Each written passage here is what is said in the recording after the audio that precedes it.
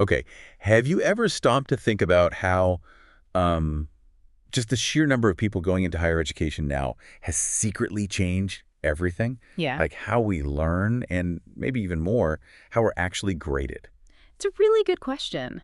And the sources we looked at dig into this. It's fascinating. Yeah, so today we're doing a deep dive into this whole, let's call it, shifting landscape of higher education assessment. And spoiler, it's full of some surprising contradictions. Absolutely. I mean, the biggest thing is this massive global change. Higher education, it used to be, pretty elite, just for a few. Right. Now it's a mass system, and that sounds great, more access and all that. Which it is, in many ways. True. But this huge shift has accidentally created what one of our sources calls a field of contradictions, especially around assessment, how we measure learning. Okay, let's park that idea of contradictions for a second and just talk about the scale, this massive shift. Mm-hmm. Because the numbers are kind of wild. They really are. Globally, just between 2000 and 2014, right? The percentage of 18 to 23-year-olds in higher ed, it almost doubled. Went from like 19% to 34%. Wow. That's huge growth. Huge. And that's not even counting the earlier expansions, like after World War II in Europe and the U.S. It's like a completely different world. It is. And you have to connect that growth to, well, politics and economics, really. How so? Well, governments needed a more specialized workforce, for the economy.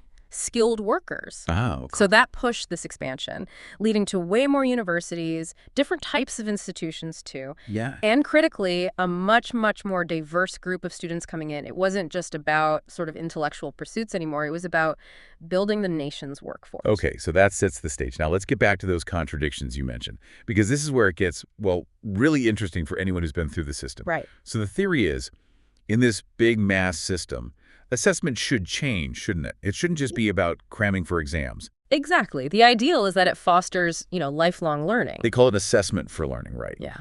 Where the feedback is the key thing. It helps you develop. Yes. It's meant to be more like coaching, helping you understand how to improve, not just giving you a mark. Yeah. Guiding, not just judging. That's the ideal. But the reality. Well, this is where the field of contradictions bites.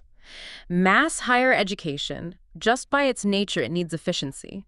You simply can't give deep, personalized feedback easily when you have thousands of students. You get a reliance on, well, exams, standardized tests, multiple choice quizzes, things that are easy to mark at scale. Right. Quick and cheap, basically. Pretty much. And the feedback, often it's minimal, impersonal, sometimes just automated, a grade, maybe a short comment if you're lucky. And the consequence of that is, well, students end up just chasing the grade, don't they? Of course. You focus on passing the test, getting the points, rather than actually, learning from whatever feedback you do get.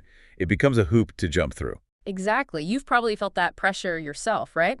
Optimize for the score, maybe cut corners on the actual deep learning bit. Guilty as charged sometimes. Yeah. So contrast that with, say, the older systems.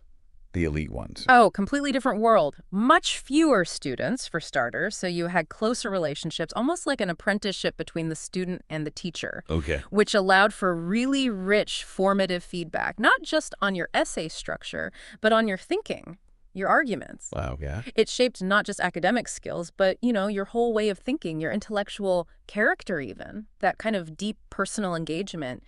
It's just incredibly hard to scale up. Efficiency pushes it out. So we're left with this real tension, aren't we? This push for efficiency, for handling the massive numbers, clashing head-on with what we know is actually good for learning that personalized developmental feedback. So as you listen to this, what does it all mean for how you see assessment, for its value in your own learning? Yeah, it's a tough one. And maybe the final thought to leave you with is this.